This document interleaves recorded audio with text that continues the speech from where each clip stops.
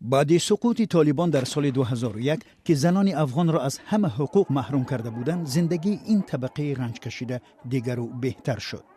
آنها حالا کار و تحصیل میکنند، در پارلمان هستند و مقامهای بلند سیاسی دارند. در 20 سال گذشته در حکومت افغانستان چند زن هم وزیر بود. نسل جدید خب اون نسل گذشته نیست که بخواد او تفکرات خیلی شدید طالبان رو بپذیره. از این مطمئن هستم. ما نسل جوان بیداری داریم که توقعشان از زندگی، توقعشان از جامعه و دولت خیلی فرق کرده، خیلی بالا رفتن. اما واقعیت این است که نیروهای امریکا تا ماه سپتامبر از افغانستان می روند. مذاکرات صلح حکومت و طالبان به جای نرسیده است و در گفتگوهای گذشته زنان هم بسیار کم بودند. آخر ماه ایون مقامات طالبان با نشر یک بیانیه قول دادند که زنان افغانستان را از حق تحصیل و کار محروم نمی کنند. اما از آن منطقه‌ای که طالبان گرفتند گزارش می رسد که حق و حقوق زنان زیر پا می شود و این مردم زیادی را نگران کرده است. ما ترس از این داریم که طالبان با همون افکار سابق خود نیایند، با همون وحشیت و بربریتی که سالها پیش آمده بودند به او رقم ندهند.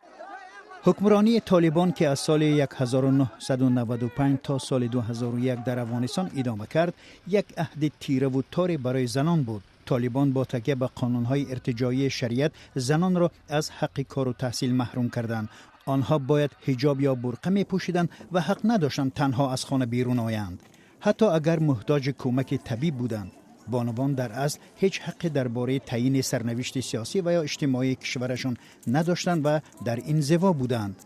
بزرگترین دغدغه زنها گرفتن حق انتخاب از اونهاست. این حق انتخاب میتونه در تمامی عرصه ها باشه، از پا گذاشتن در بیرون از خانه برای برآورده کردن ساده ترین احتیاجاتشان گرفته تا انتخاب همسر، حق انتخاب تحصیل، کار و سایر موارد. این بزرگترین نگرانی زنان است که اگر طالبان بیایند آنها محبوس میشن، در خانه میمانند و دیگه حق هیچ گونه حتی میتونم بگویم دیدن روی آفتاب را هم نخواهند داشت. حتی اگر مذاکرات صلح در افغانستان نتیجه بدهد، حامیان حقوق زنان میترسند طالبان با استفاده از قدرت افزایندهشان حق و حقوق زنان افغان را از آنها میگیرند و یا محدود میکنند.